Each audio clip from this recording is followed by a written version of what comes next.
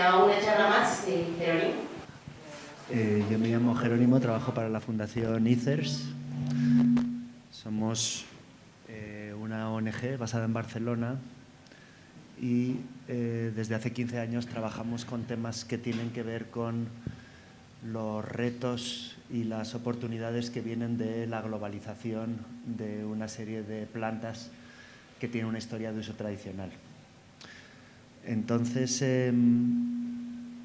la coca es una de ellas. Es que aquí hace menos, ¿no? Aquí. Y hoy una de las cosas de las que vengo a hablar es hay ciertas cosas, yo creo, que son tan grandes que se vuelven invisibles. Es decir, que dejamos de verlas porque, no porque sean invisibles, sino porque están en todas partes. No, la anterior todavía. Sino porque están en todas partes y entonces ya no las vemos. Y una de estas cosas es que la coca y los productos derivados de la hoja de coca han conquistado el mundo. Ya, es una realidad. Y con eso quiero decir que uno puede encontrar productos derivados de la hoja de coca en absolutamente los lugares más remotos y más lejanos del mundo. Cuando digo de esto, pues la mayoría de la gente va a pensar en la cocaína, que es verdad que gracias a su popularidad se ha expandido por todo el mundo, se puede encontrar prácticamente en todas partes. Hay más de 23 millones de personas en el mundo que son consumidores, aunque nos dijo Anthony Hemman que más bien deben ser 100 millones, que esa cantidad está bien. Pero esto es parte de otro fenómeno que básicamente empieza en los años 70. Y yo no vengo a hablar de esto, sino de una primera globalización de la hoja de coca que ocurre casi 100 años antes y que tiene que ver con la Coca-Cola, pero también con la cocaína, pero también con la Coca-Cola, que contenía extracto de hoja de coca y todavía contiene extracto de hoja de coca al que se le ha extraído la cocaína, es decir, la Coca-Cola, que está en todas partes, contiene hoja de coca a la que se le ha sacado la cocaína. Y esto es todavía parte de la fórmula secreta de la Coca-Cola. Es un secreto a voces, pero se sabe. Y esta es una bebida que consumen 1.900 millones de personas en el mundo, aproximadamente un 60% de la población en 200 países están consumiendo a diario productos derivados de la hoja de coca y todavía lo hacen. Por eso digo que esto es algo tan grande que es invisible, no se ve porque está en todas partes. Pero como digo, hoy no voy a hablar de esto, sino de la primera ola de la expansión de la hoja de coca y de sus derivados que ocurre entre el 1880 y el 1920. Hay un periodo de ahí durante 40, 50 años, 60 años, donde hay una primera bonanza, una primera globalización, una primera salida de la hoja de coca. De la hoja de coca y de sus productos. Decía, creo que es Oscar Wilde, que la historia no se repite, pero rima. Y yo, que estoy trabajando ahora diariamente en la cuestión de lo que se ha llamado el renacimiento psicodélico y la expansión o el interés científico por los psicodélicos como medicinas, y estoy pues bastante involucrado diariamente en esta historia.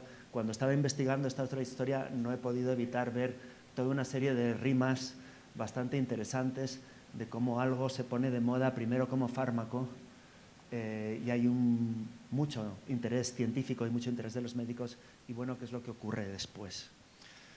Entonces, bueno, esto es lo que se ha llamado el intercambio colombino y es un intercambio, una serie de intercambios de plantas y de animales que ocurren alrededor del encuentro entre Europa y América.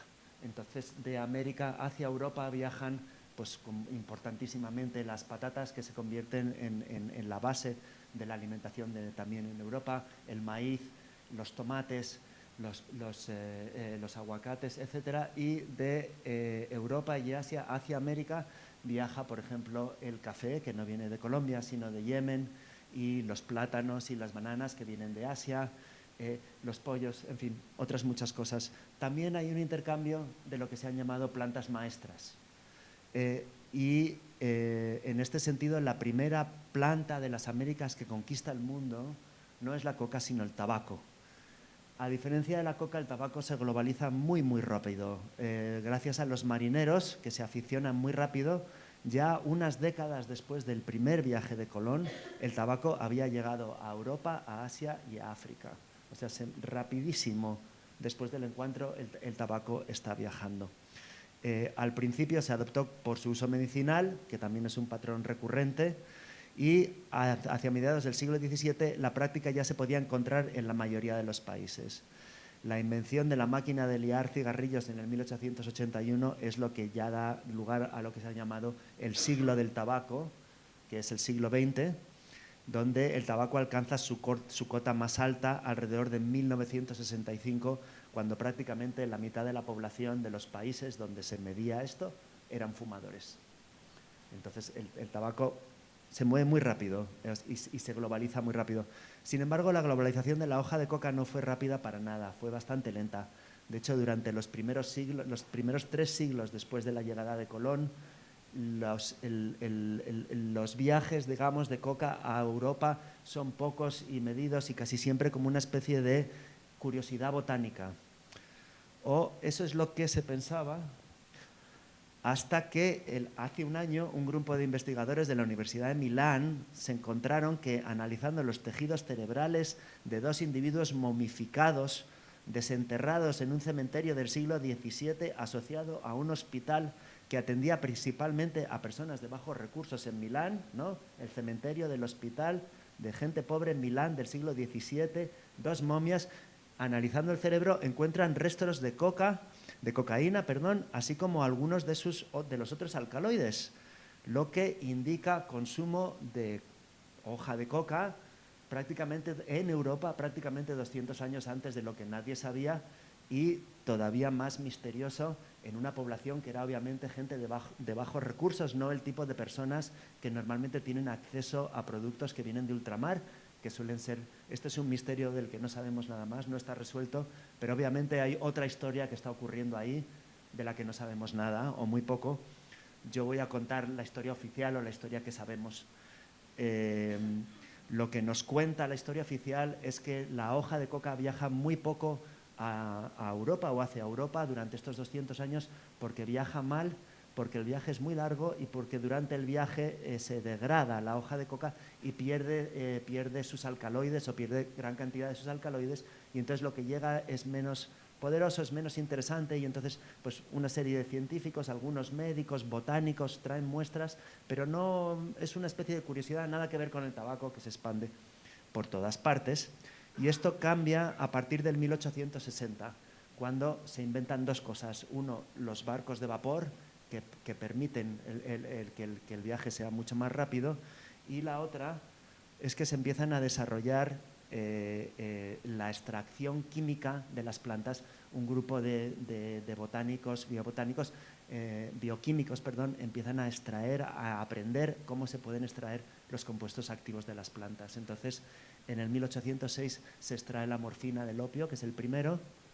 En el 1820 se extrae la cafeína del café. En el 1828 la nicotina del tabaco. En el 1855 se extrae la cocaína. Y en el 1860 otro médico describe el procedimiento, ya publica un procedimiento por el que se puede extraer la cocaína. Y esto despierta muchísimo entusiasmo ante la posibilidad de usar la cocaína en la práctica médica. En primer lugar, porque tiene ciertas cuestiones de euforia, pero en primer lugar porque se descubre algo que la gente sabe, y es que la coca te puede dormir, la boca funciona como estimulante en el sistema nervioso, pero como analgésico local. Y en Europa no tenían analgésicos locales que funcionaran, solo tenían analgésicos generales, o sea, éter, cloroformo. Se podía dormir a la persona completamente, pero no podías dormir una parte de la persona, por ejemplo un ojo, para hacer una cirugía solo sobre el ojo mientras la persona estaba despierta. Y esto crea muchísimo entusiasmo y el gigante farmacéutico alemán, que no era tan gigante hasta que no se pusieron a fabricar y vender cocaína, esto lo vamos a ver. Merck empieza a fabricarla, al principio en cantidades reducidas y a precios muy altos, mayormente para investigadores. También por esta época estaba pasando otra cosa que es importante en esta historia y tiene que ver con lo que eran las farmacias en el siglo XVIII. Esta es una farmacia del siglo XVIII, aunque no os lo creáis, ya veis que parece un bar. Y si os fijáis aquí en este anuncio dice, vendemos drogas puras, químicos, vinos y licores. Esto es porque algo que no es obvio para nosotros, pero en el siglo XVIII en Europa y en Estados Unidos las farmacias eran lugares donde se consumía alcohol, refrescos y se compraban tónicos y se compraban bebidas y todo esto estaba mezclado en un solo espacio que ahora sería más cercano a lo que nosotros diríamos wellness, quizás es una mezcla rara entre un wellness y un bar, eran muchas de estas farmacias. Entonces, esto es importante porque tiene que ver con el hecho de que había una tradición ya muy antigua de mezclar los fármacos con el vino para hacer más agradable su sabor. Entonces, por eso era como un bar, ibas a tomarte tu medicina, pero en realidad te tomabas una especie de cóctel, ¿no? Esto es importante porque alrededor de esta época, en el 1863, Angelo Mariani, que era un químico corso, o sea, de origen italiano, pero que estaba asentado en París, inventa el vino tónico de Mariani, que es básicamente un Burdeos, como dijo Roberto, un vino Burdeos barato, al que se le añade extracto de hoja de coca con su cocaína, es decir, completo. Y esta fórmula es un gran éxito. Hay una cuestión química en la que no voy a entrar que ocurre cuando se mezcla la cocaína y el alcohol en el hígado, que tiene que ver con ciertas cosas que incrementa la acción de la coca, pero básicamente la fórmula tiene muchísimo éxito y esto amplía el mercado internacional de la coca y entre el 1863 y 1881 Mariani fue el mayor comprador global de hoja de coca del mundo. La mayor parte de esta hoja de coca venía de Bolivia y aunque era mucha, no era ni un 1% de lo que producía la zona. Casi toda venía de la zona de Yungas, donde era un monocultivo. La coca era un monocultivo tanto de los indígenas como de terratenientes de La Paz. Entonces, el vino Mariani es un éxito, es un gran éxito por dos razones. Una tiene que ver porque sus efectos tienen éxito y a la gente le gusta y son muy interesantes. Y la otra tiene que ver con que es un éxito publicitario enorme. Mariani era muy inteligente para el marketing, incluso en ciertas maneras fue pionero de muchas cosas, contrata a artistas conocidos para hacer sus dibujos y luego sobre todo es un pionero de los avales o las reseñas, es decir, manda muestras gratis a médicos, a gente famosa, a todo tipo de personajes conocidos y públicos y a científicos y a artistas y recibe sus comentarios de vuelta y estos los publica como parte de la publicidad del vino Mariani. Es decir, no te lo digo yo, te lo dice esta persona tan conocida, que esto es una maravilla. Y eso es un revolucionario en cómo funcionaba la publicidad, que es una cosa que ahora ocurre todo el rato, y esto es parte también del secreto. Que, efectivamente, el Papa, como se ha mencionado, le gusta muchísimo. La siguiente, por favor. Don Pedro II, el último rey de Brasil, le contó a Mariani que le gustaba muchísimamente. El creador de la Estatua de la Libertad dijo que si hubiera conocido el vino de Mariani antes, probablemente habría hecho la Estatua de la Libertad más alta, ¿no? El Papa León XIII le gustaba tomar el vino cuando rezar no es suficiente. Eso dijo el Papa. Cuando rezar no basta, uno se puede tomar un vino de coca Mariani y recibe cierta paz, ¿no? Y era conocido porque llevaba la petaca de vino Mariani siempre con él. Y bueno, el siguiente Papa, Pío X, Thomas Edison, la Reina Victoria, Ulises Grant, en fin, docenas y docenas de personas hablaban bien del vino y Mariani, que era muy listo, recogía todas estas cosas y lo convertía en parte de la publicidad y esto ampliaba todavía más la expansión de esto. Entonces, mientras el vino Mariani está creciendo, y esto es, digamos, por otro lado, los científicos están interesándose cada vez más. Entonces, en el 84 Sigmund Freud, que en este momento era un desconocido médico austriaco, publica un estudio sobre la coca y recomienda usarla para tratar la adicción a la morfina y al alcohol y como anestésico local. Y 2 años después, un amigo suyo habla de sus propiedades anestésicas, y esto sí se vuelve muy, muy interesante porque, como digo, los cirujanos europeos en aquel momento no podían hacer, solo podían hacer anestesia total, no podían hacer anestesia local, no tenían realmente un anestésico local útil. Y entonces esto se vuelve importantísimo y revoluciona, se pueden empezar a hacer operaciones de ojos, todo tipo de operaciones de boca, ¿no? Que todavía se hacen con derivados de la cocaína. La novocaína todavía es lo que nos dan los dentistas para dormirnos la boca sin dormirnos enteros y poder sacar dientes sin que nos duela, ¿no? Entonces esto provoca una gran ola de entusiasmo médico.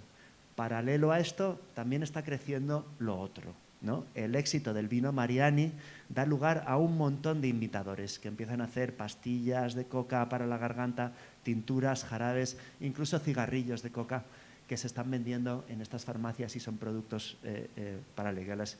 En el 84, que es poco después, John Pemberton, que era un veterano de guerra adicto a la morfina, copia la fórmula del vino Mariani y crea el French Wine Coca, que es este de aquí. French Wine Coca, que es una copia total, pero lo venden en Estados Unidos y entonces se llama vino francés de coca en vez de Mariani, que además de vino y hoja de coca tenía nuez de cola, que tiene mucha cafeína. Lo que ocurre es que al año siguiente se prohíbe el alcohol en Alabama, donde vivía este hombre, en su condado, y entonces tiene que sustituir el vino por agua carbonatada, y esto es el principio de la Coca-Cola, que se llamaba coca por la hoja de cola, de coca, y cola por la nuez de cola, que es la que provee la cafeína. Entonces, este es el principio de la Coca-Cola, que ha ido evolucionando desde siempre, y desde entonces, 2 años después, Merck descubre que puede comprar la cocaína bruta a comerciantes de Lima, de origen alemán.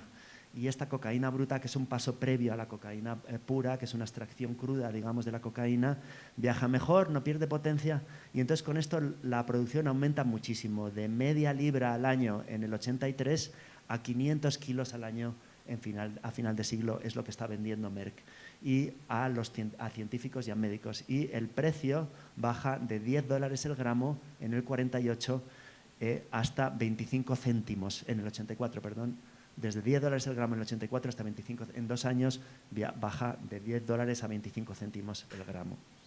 Entonces, al mismo tiempo, 2 años después, en el 88, Merck también empieza a comprar los desechos que quedan de la producción del té y el café. Cuando se fabrica té y café, quedan muchas hojas rotas, imperfectas y granos que no están del todo bien, que se tienen que descartar porque no se consideran válidos para el comercio, no son lo suficientemente finos. Y Merck lo que hace es que empieza a comprar todo esto, que es prácticamente desecho agrícola, y lo usa para extraer cafeína. Se puede hacer un proceso y de ahí extraer cafeína, y esta cafeína es la que le vende a Coca-Cola también. Entonces Merck ya está vendiendo cocaína a los médicos y cafeína a la Coca-Cola, ya en 1888. Siguiente, porfa. Entonces, estábamos en el 88, ya han pasado 20 años desde el descubrimiento, desde el 60 hasta el 90 aproximadamente. Esta es la época de euforia y de crecimiento, de lanzamiento de todas estas bebidas, de experimentación de los médicos con la cocaína, con todo tipo de pacientes, para todo tipo de cosas. Y hacia el 1890-1910 es el principio del fin de la euforia.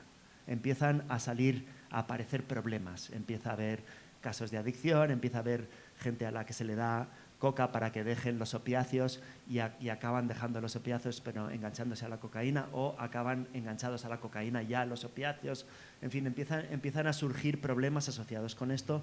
Tras 20 años de euforia, donde se ha recetado la cocaína para todo tipo de dolencias, los médicos empiezan a ver los problemas con la cocaína. Entonces el uso médico se estabiliza, se empieza a recetar con más cuidado, la producción para de crecer, y además se encuentran otros anestésicos locales que son menos eufóricos y más baratos, como por ejemplo la procaína, y se empiezan a usar estos anestésicos en vez de la cocaína como anestésico.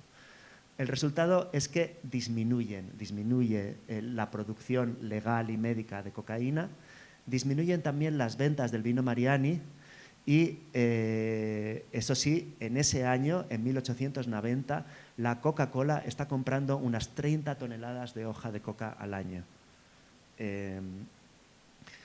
Entonces, de 1892 a 1900 la producción se estabiliza, se están generando como unas 6 toneladas de cocaína al año. El gran productor es Perú, el 60% de la producción mundial de cocaína, de la producción mundial que hace Merck básicamente de cocaína, viene de cocaína bruta peruana, y el otro 31% de la hoja de coca también peruana. Aunque la cocaína nunca tuvo, de nuevo, todo esto es pequeño comparado con la producción local. O sea, esto suena a cantidades muy grandes, pero en términos de lo que es la producción local estamos hablando de un 1%, un 3%, un 4%, ¿no? Lo que fue es muy importante para el desarrollo de las regiones cultivadoras, sobre todo en las tierras bajas cercanas a Huánuco, al noroeste de Lima. También fue muy importante para Merck, que producía el 67% de la cocaína mundial. El mayor consumidor de hoja de coca, como ahora, y de cocaína eran los Estados Unidos, que se llevaba el 34% de todo el consumo mundial de hoja de coca. Toda la exportación mundial de hoja de coca iba para Estados Unidos, sobre todo para hacer cosas como la Coca-Cola y otras medicinas y productos similares patentados, ¿no?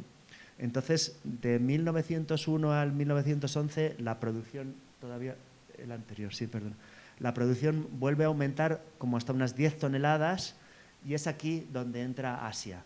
Esto se ha convertido en un gran negocio, en un gran producto, y entonces los holandeses y otros se llevan arbustos de coca de Sudamérica y los plantan en Asia. Se plantan en Java, que ahora es Indonesia, se plantan en Ceilán, que ahora es Sri Lanka, se hacen plantaciones también en Taiwán, y se desarrolla un mercado muy amplio que no tiene exposición a ciertas pestes, y el tráfico es más fácil desde Ceilán hacia Europa que desde América, y básicamente eso lo que significa es que Ámsterdam se convierte en el centro mundial del comercio de la hoja de coca y la cocaína, desplazando a Hamburgo, que había sido el lugar donde ocurría esto. Y bueno, el uso médico cae y va cayendo, se estabiliza, va cayendo, y lo que aumenta es el consumo recreativo. Hay una primera ola de consumo recreativo. La cocaína se hizo popular en ambientes bohemios y en el ocio nocturno, y el uso ilícito se multiplica por 700 entre 1880 y 1912. O sea, en 30 años el uso ilícito se multiplica por 700, y en este periodo la hoja de coca, o sea, la cocaína bruta, o sea, el comercio legal, la cocaína bruta que importa Merck, y la hoja de coca también, que las exportaciones legales siguen viniendo mayormente de Perú. Entonces, ya para el 1903, ¿no? Han pasado 40 años desde que se descubre la coca, más o menos desde que se sintetiza la cocaína. Para 1903, la Coca-Cola elimina la cocaína de su fórmula, pero no la hoja de coca. Entonces, lo que hace es que extrae la cocaína de la hoja de coca, pero mantiene el extracto de hoja de coca con todos los otros alcaloides, con los aceites esenciales, como un aromatizante y un saborizante. Es decir, había un componente de sabor en la Coca-Cola que viene de la hoja de coca y que no se podía extraer. Y entonces lo que hacen es simplemente sacar la cocaína y dejar el resto del extracto de hoja de coca. Y también hacia el 1903 la Coca-Cola ya francamente elimina sus pretensiones de ser una especie de tónico saludable y bueno para la salud, ¿no? O una especie de medicina que se vende en farmacias o se vendía en farmacias, y empiezan a decir abiertamente que lo que son es un refresco. Ahora han pasado casi 120 años, la Coca-Cola está dejando de ser un refresco. O sea, ya no solo que era buena para la salud y que no era buena que no es una medicina, sino que es un refresco. Ahora sabemos que de hecho es mala para la salud, ¿no?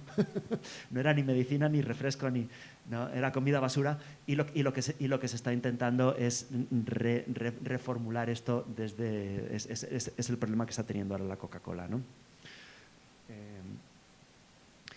Y de 1911 a 1913 ¿no? A 1930, perdón, lo que ocurre es que el mercado legal de la coca, de la hoja de coca y de cocaína colapsa. Deja de existir. Es el fin de la bonanza, es el fin de este boom que ha durado básicamente unos 40, 45 años, ¿no? Y que hemos acabado pues, con cientos de plantaciones en Asia, cientos de toneladas de hoja de coca, decenas de toneladas de cocaína pura siendo producida, viajando por el mundo, etc. Esto entra en caída. Primero llega un pico básicamente mundial justo antes de la Primera Guerra Mundial, que son casi 20 toneladas anuales de cocaína. La población entonces era 2 billones de personas en el mundo más o menos, y ha dicho Roberto que ahora se estima que son 3.000 toneladas, ¿no? Pues básicamente la población del mundo se ha multiplicado por 3, pero la producción de cocaína se ha multiplicado por 60. Para dar una idea de la escala, ¿no? de entonces a ahora. Para el 1910 ya el 80% de la hoja de coca viene de Java. Alemania sigue produciendo el 70% de la cocaína mundial, la cocaína farmacéutica, y en 1914 se muere Angelo Marinari y se muere sin haberle pasado la fórmula secreta de su vino a ninguno de sus hijos ni descendientes. Entonces, con él muere el vino Mariani original. Aunque, en cualquier caso, ya no se puede vender en los Estados Unidos y en muchos otros sitios, y van sacando una versión sin cocaína, pero es un fracaso comercial, aunque se sigue fabricando otros 40 años. El vino Mariani se fabrica hasta 1954, con hoja de coca pero sin cocaína, y en cantidades muy reducidas, y ahora uno de los hijos lo ha recuperado y hay una nueva empresa de vino Mariani que fabrica vino otra vez Mariani sin cocaína, pero con hoja de coca. Pero en cualquier caso, la Primera Guerra Mundial, que llega en 1914, paraliza todo el comercio, pero no el acceso. Parecía que había bastantes reservas y durante toda la guerra no hay una falta de cocaína ni de hoja de coca a toda la gente que está trabajando o que lo necesita. En 1922, Estados Unidos prohíbe las importaciones de hoja de coca y cocaína, con una cláusula muy importante, que es, aunque no lo dice explícitamente, para la Coca-Cola. La Coca-Cola hace un lobby fuertísimo para conseguir que se prohíban las importaciones de hoja de coca, excepto en usos lícitos permitidos para usos comerciales lícitos permitidos, no sé cómo es el párrafo, no dice Coca-Cola, pero básicamente dice ciertas empresas que ya estaban trabajando con esto van a poder seguir importando. ¿Por qué? Porque la Coca-Cola es el importador legal de hoja de coca más grande del mundo, también el único después, pero en ese momento el más grande del mundo, y están importando toneladas de hoja de coca que viene de Perú. La que les gusta es la de Trujillo, han probado otras pero cambia el sabor. Entonces, y esto llega no a la Coca-Cola sino a una empresa pantalla que tienen que se llamaba Maywood y que ahora se llama Stepan, y esta empresa legalmente importa la coca en Nueva Jersey. Les trae la cocaína, que al principio se vendía para usos farmacéuticos, pero como no se permite la venta, o sea, como la Coca-Cola crece tanto que están generando más cocaína para la que hay un mercado legal, se empieza a destruir y se sigue importando. Entonces, bueno, en el 22 Estados Unidos prohíbe las importaciones excepto para la Coca-Cola. En el 25 la conversión internacional del opio tiene un mercado inmediato, y entonces ya para 1930 la producción de cocaína ha descendido otra vez a 6 toneladas, es decir, lo mismo que 40 años antes, menos para la Coca-Cola, de nuevo, que en 1945 estaba comprando ya 450 toneladas de cafeína al año y importando 310 toneladas de hoja de coca al año. Y esto es antes de la verdadera explosión de la Coca-Cola mundial que ocurre en la Segunda Guerra Mundial. Es decir, la Coca-Cola, en Stepan estaban extrayendo unas 3 o 4 toneladas de cocaína pura al año que no podían ir a la Coca-Cola y que en teoría se destruían. La fabricación legal de cocaína se convierte en una actividad marginal que, a diferencia de lo que pasa con el opio, no se compensa con la producción ilícita. Es decir, hay un mercado ilícito de opio que llega desde los 1800 hasta ahora y que prácticamente se mantiene estable, pero con la cocaína hay un mercado ilícito de los 80 a los 20 y luego esto cae. y la cocaína no se pone de moda o no se mantiene hasta los años 70, donde la cocaína se vuelve a poner de moda, y esta es la segunda, la cocaína ilícita, y esta es la segunda bonanza, digamos, de la cocaína que está centrada en Colombia, que es un país que hasta ahora no había figurado en esto. Entonces, voy a cerrar, esta es más o menos la historia de este boom, pero quiero cerrar con una historia. La Coca-Cola, como sabéis, es una empresa grandísima y tienen un problema enorme, y es que la Coca-Cola, o sea, digamos, la fábrica de Coca-Cola no se puede parar. Tienen miles, millones, 1.900 millones de clientes en todo el mundo, y la fábrica de sirope de Coca-Cola no se puede parar. Y ha estado funcionando durante más de 100 años. Al mismo tiempo, dependen de la hoja de coca que viene de Perú. Y con eso tienen un problema, porque si en Perú hay problemas, si en Perú hay una revolución, si en Perú hay una guerra, si pasa cualquier cosa en Perú, su acceso a la hoja de coca se ve comprometido, y entonces ya no pueden fabricar la Coca-Cola y ya no pueden. Entonces, esto siempre ha sido un problema para la Coca-Cola, no solo con la hoja de coca, con el azúcar, con la cafeína, con todos sus ingredientes ha sido un problema, porque todos vienen, ellos solo lo mezclan, no lo producen. Entonces, han intentado absolutamente de todo. Por el 1910 intentaron usar la coca de Java, pero le cambiaba el sabor a la fórmula y no servía. En el 73 intentan usar la coca de Brasil, pero tampoco funciona porque le cambia el sabor, y el sabor de la Coca-Cola no puede cambiar ni un ápice. O sea, el valor comercial de la coca es la fórmula de la Coca-Cola, no, nada más que eso, ¿no? Incluso en los 50 y 60 intentan desarrollar una variedad de coca que no tenga cocaína, pero que mantenga el sabor, en Hawái, en un plan secreto con la Universidad de Hawái enorme, y esto también fracasa. Y todo esto porque tienen un problema tienen dos problemas de fondo. Uno, que no pueden cambiar el sabor de la fórmula, y entonces el extracto de hoja de coca es parte del sabor. Y el otro problema que tienen es que si sacan la hoja de coca de la Coca-Cola ya no se puede llamar Coca-Cola, porque hay reglas de comida que dicen que la comida no se puede llamar con el nombre de algo que no tiene. Tú no puedes llamar algo salsa de tomate si no tiene tomates, y no se puede llamar miel si no tiene miel, etcétera, etcétera. Y estas son reglas estrictas.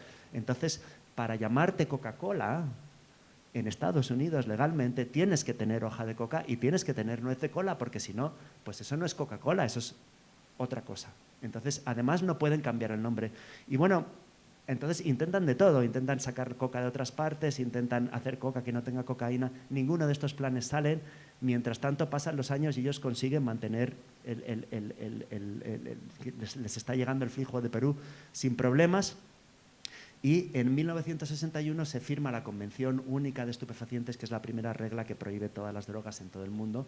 Y ahí la Coca-Cola entra muy fuerte a través de unos lobbyistas también, para asegurarse que ponen se hace una excepción para ciertos usos legítimos de la hoja de coca, que es básicamente para ellos, ¿no? Y lo consiguen de nuevo, y además lo consiguen llegando a un trato en el que ellos van a estar dispuestos a no solo apoyar los cultivos lícitos, sino a ayudar a la erradicación de los cultivos ilícitos. Y esto es un acuerdo, esto es parte del lobbying que hacen. Pero voy a cerrar y ya termino solo con una historia. En 1985 mis padres volvieron de un viaje a los Estados Unidos y me contaron una cosa que me dejó sorprendidísimo. Me contaron que habían estado en Estados Unidos, uno, que habían visto la película Regreso al Futuro, la primera, y el otro, que en América habían cambiado la fórmula de la Coca-Cola. Ya no se llamaba Coca-Cola, se llamaba Coke, y que estaba malísima y que sabía distinto y que a nadie le gustaba, y estaba habiendo un revuelo terrible en Estados Unidos porque habían cambiado la fórmula de la Coca-Cola y nadie le gustaba, y todo el mundo quería la Coca-Cola antigua, y la gente la estaba guardando, la Coca-Cola antigua, y la vendía más cara, y estaba pasando de todo, ¿no? Y finalmente, después de un año largo, la tensión fue tal que la Coca-Cola tuvo que admitir derrota y volvieron a vender la Coca-Cola antigua con la fórmula antigua, que se llamaba Coca-Cola Classic. Y la nueva Coca-Cola, que se llamaba New Coke, ya no se llamaba Coca-Cola, poco a poco se fue faseando y dejó de existir, y poco a poco le quitaron el Classic y ahora estamos de vuelta a la Coca-Cola. Entonces, eso, ahora ya entendéis, fue el último intento de la Coca-Cola de sacar la coca de una vez de la fórmula. Y para ello había que cambiar el nombre y había que cambiar el sabor. Y eso hicieron, cambiaron el nombre y cambiaron el sabor y sacaron la fórmula nueva. ¿Qué es lo que pasó? Que a nadie le gustó nada, todo el mundo quería su Coca-Cola Classic, ¿no? Y tuvieron que volver a la fórmula que es la de ahora, que es prácticamente la de siempre, no ha cambiado prácticamente en 100 años. Entonces, esta es un encuentro sobre la hoja de coca, ¿no? Y parece que estamos hablando de algo no sé, exótico, lejano, interesante, de pueblos originales, del otro lado del océano. Pero si salimos de aquí no podemos caminar ni 3 metros sin estar al lado de productos de coca. En cualquier bar, cafetería, la coca realmente, los derivados de la coca, sin duda alguna, no la mejor expresión de lo que puede ofrecer esta hoja, pero solo reiterar otra vez hasta qué punto esta planta ha conquistado ya el mundo y está en todas partes, o sea, no solo aquí, sino a la vuelta de la esquina. Lo que pasa es que es tan grande que no lo vemos, porque está en todas partes. Entonces, pues nada, muchas gracias.